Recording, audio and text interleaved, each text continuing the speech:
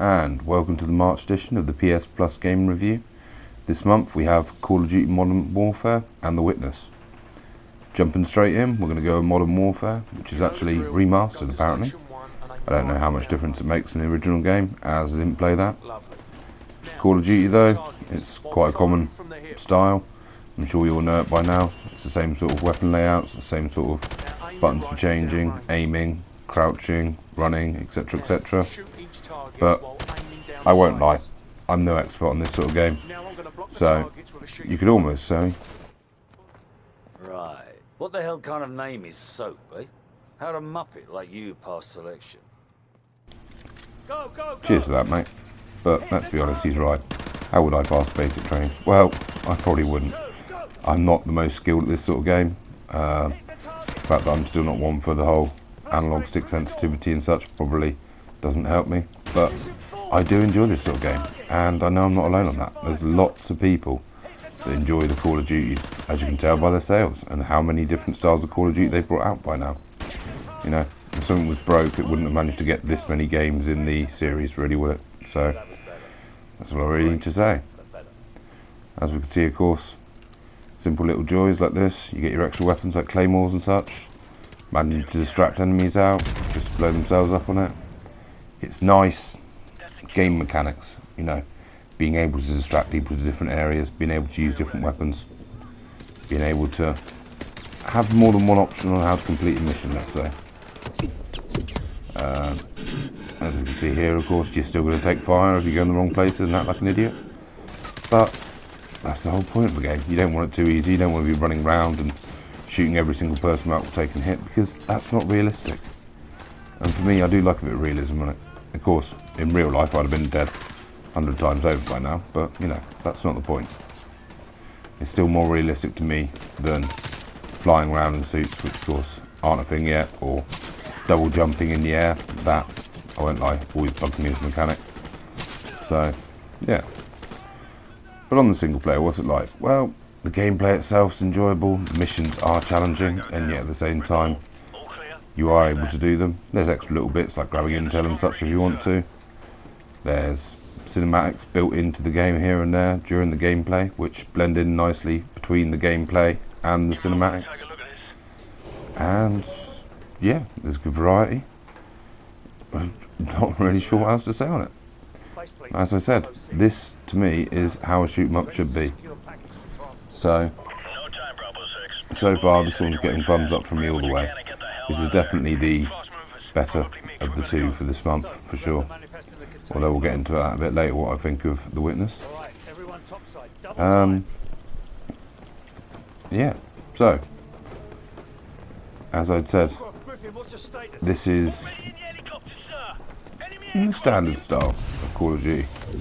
And here we go, we're going to jump into a cinematic now. And as I said, the way it blends in so nicely between the gameplay and this is a nice change. There's not some big blurred out scene or anything, it's all been thought out properly. So, fair enough to it.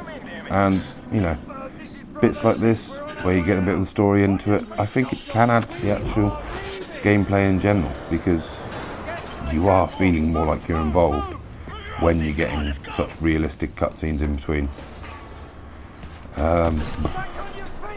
Downsides in this game? If you're a fan of it, then you could say that the downside of this game is it's a lower tech style than some things, like for instance some of the battle royales and that, or advanced Modern Warfare, where you can go jumping about, gliding, or using power weapons on people and such, or Black Ops 3 where you can climb the walls and all that. No. This to me is what I enjoy. Battle royale style takes too long for me. I like this, where not only is there a single player in it, of course, but when you get to the online bit, there is a case of if you die, that's it. You're not waiting to log into the next game. You can just simply jump, see, jump, from dying to spawning straight back in and carrying on with the game again. And so with that note, and that sinking ship, I think we'll leave it here, and we'll jump in and have a look at what the multiplayer is like. Online, of course. There seems to be no split screen. And so here we are. We're going to start out on the basics. You can go online, find your games, you get different styles: weekend warfare, classic, standard, hardcore, blah blah. And then you get the style: team deathmatch, kill confirmed, hardpoint. There's no point in me reading all these. You can see them on the screen. If you want to see any more, pause it, or of course download the game, because so far I really haven't found anything that would make me say it's not worth your time. It's a good game, it's enjoyable, and for the sake of being your free PlayStation Plus game, definitely worth it. At the moment you can see the different classes. Of course you start off with, I believe it's 5 classes. You get one with an assault rifle, one with a shotgun, one with a light machine gun, one with a sniper rifle. So that's 4 classes, sorry. And then you unlock another 4 classes yourself that you can customize up once you get to level 4 or 5. Can't really remember, sorry about that. Choose the maps when you go on, and that's simple. Of course there are other bits you can customize. You can customize your character, which to me that was the one thing that did bug me. It'd be nice if I could have changed the face of my character and all that, had it look something more unique without having to put money into it. And it even seems if you do, of course this is in-game currency, which you can earn simply from just doing the missions, although of course I believe you can buy it as well if you want to go that way with real money. But yeah, to me that's something I never do really, is a case of spending my own money just to look different in a game. Sorry, yeah, where were we? So you can do your customizations and that. You can change your calling cards, you can change your armor, you can change the camos on your weapons. You can change the reticules even. So for instance, the red dot sight one, I think I've unlocked a couple that are actually skulls and such rather than just a dot, just to be a bit different.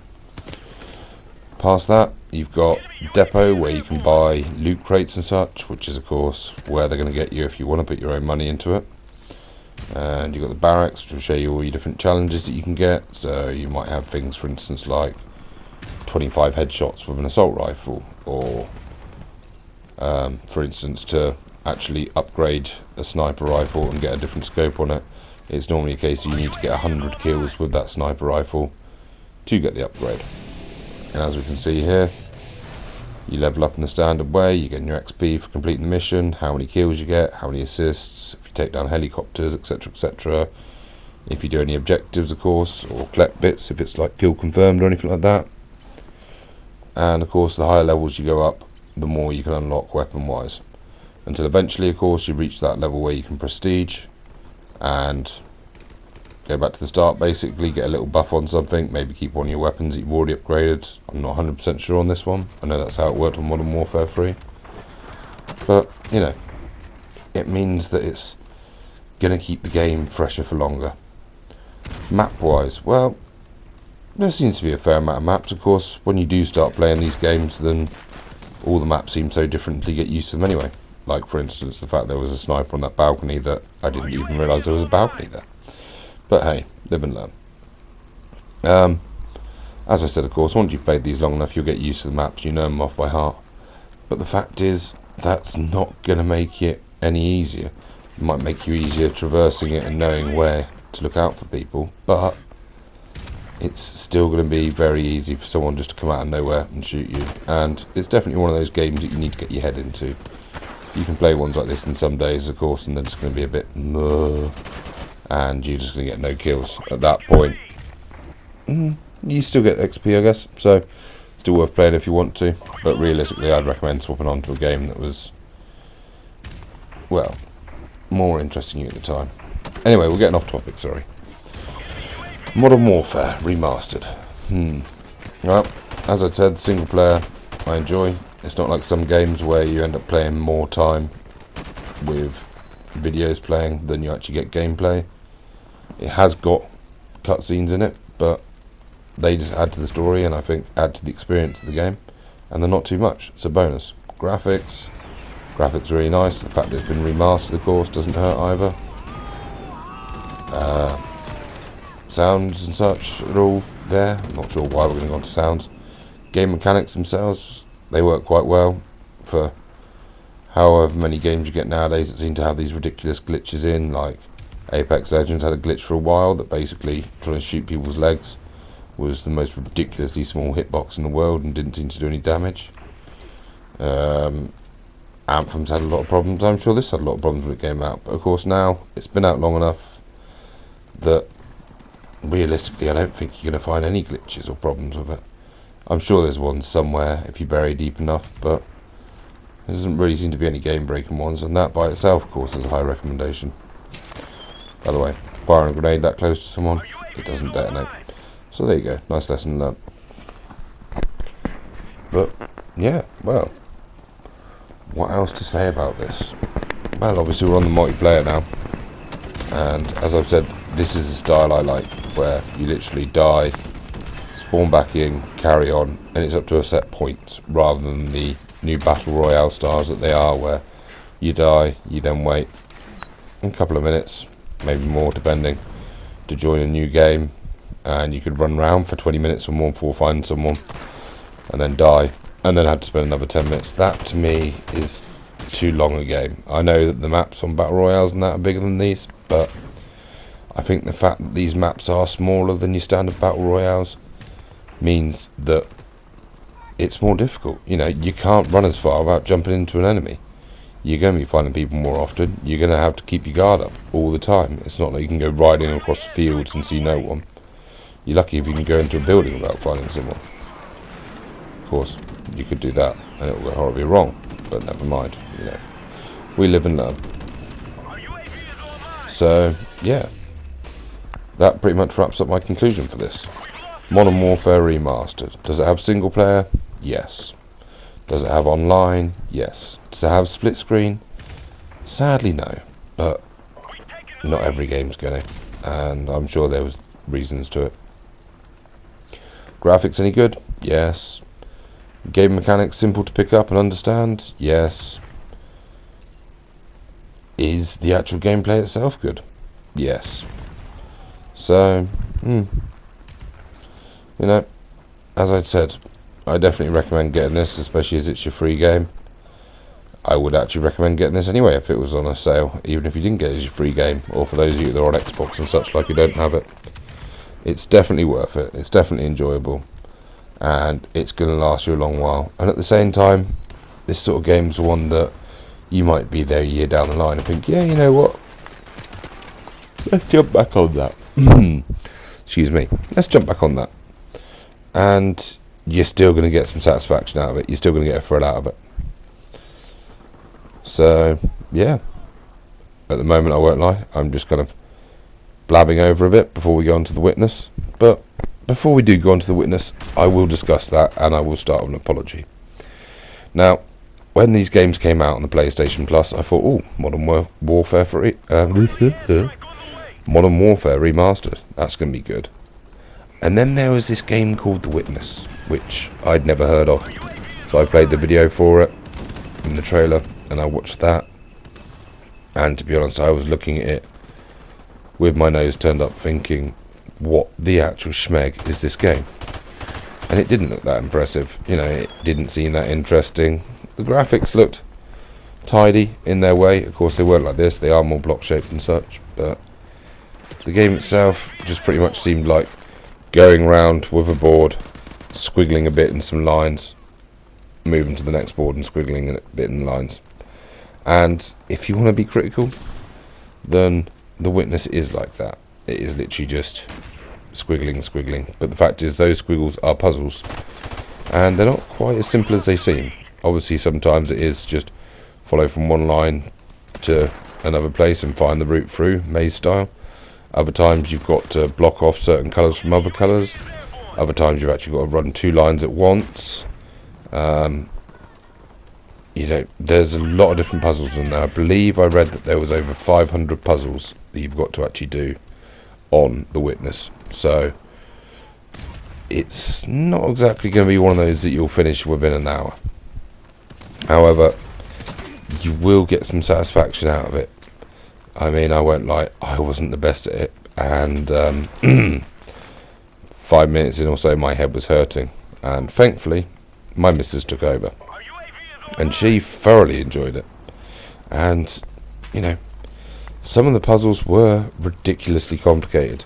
Like I said, some are just basically get it from A to B. Others are get 2 different ones from A to B. Others are get 2 different ones to go through the right colours in a grid and then get to B. Some of them are put one from A to B, go on to the next map and remember the actual design that you did on the first one to get it back through again. It's all an interesting one. But saying all that, I think obviously we need to actually have a look at the game. So we're going to pretty much wrap this one up here after a couple more shots obviously, and leave you out with the simple review opinion of, yeah, definitely worth getting this one. So on that note, I'll leave you be with one more cutscene.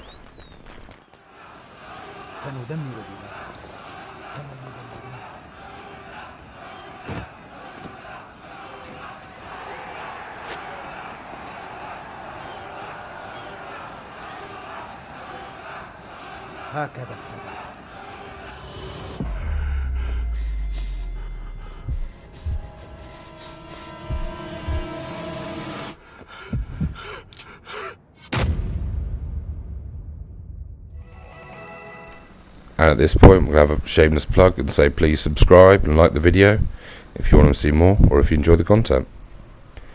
And here we are, on to the next game, The Witness. Now this is a different game, is definitely one way to put it. Style is like this: you've got to go from one end, which is normally pulsing, and get it to where it pulses at the end. Parts like this, nice and simple. But then again, to be fair, I think that was the first or second puzzle. First one, second one there. Then they start to get a little bit more complicated. Obviously this isn't rocket science yet, but the interesting thing is not all of these puzzles are clear how you're meant to do them. Some seem to be a lot of guesswork. Other ones seem to be you need to you need to play other puzzles in the proximity to figure out how they work. And yeah, you can quite happily lose yourself in time on this one. This, for example, you've got a few different places to start. You've got black dots on the actual grey lines that you move around. You've got black squares and you've got white squares.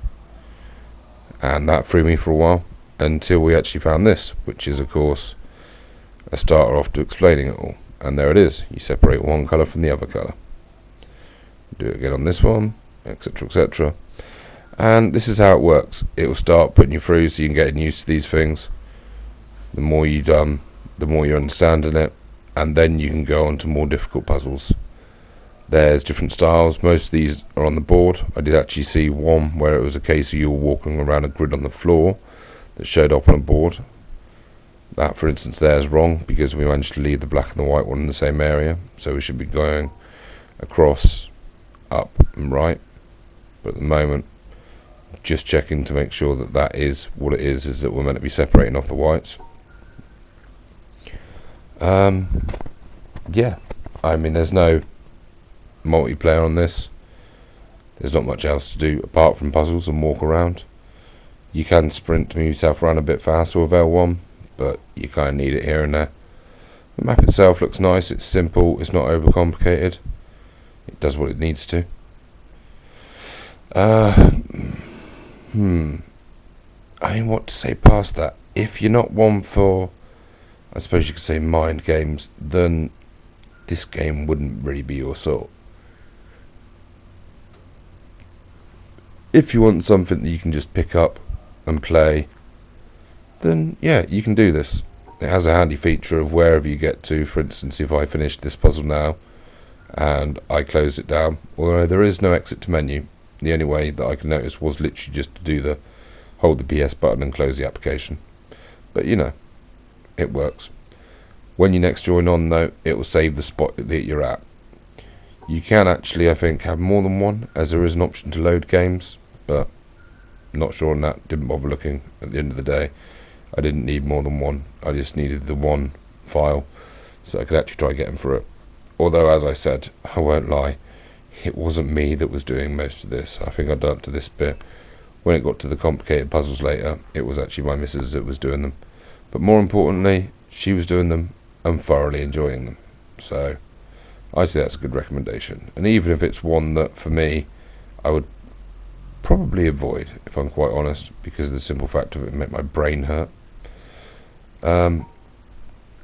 It is good. It does challenge you, and you will still find yourself faffing about with it a lot longer than you realise for such a basic game. So, conclusion on The Witness. It's not in the same league as Modern Warfare, but you know what? If you enjoy puzzles, it is worth a try. It gets a bit sneaky here and there, but eventually you do figure them out, and then of course it helps you figure out the following one and the following one. But I mean, past that, if you're not one for lots of puzzles, or if you get to a puzzle that you're going to get stuck on, realistically this game's probably going to go to the back of your library and get uninstalled when you need space. It's a shame, but sometimes it did feel like they could have put it a bit more clearly how to do different sorts of puzzles, or even what direction to go to. This whole area is set up on an island, it seems, basically, and all around the island's different puzzles that link all together. That seems you've got to fire all the lasers into the middle, and I have no idea.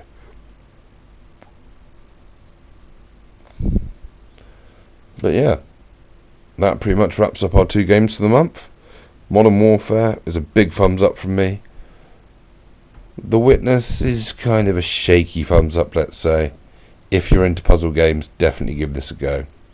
If you're not one who likes your puzzles, then avoid this one like the plague, because it will drive you mad within 5 minutes, and you'll probably be throwing your controller if you don't close it down quick enough. And that wraps up my conclusion for this month. Both games are a yes. Modern Warfare more than this. I hope you've all enjoyed it. I hope this has been helpful. Please leave a like if you did enjoy, and don't forget to subscribe to see more. All the best, people. Bye bye.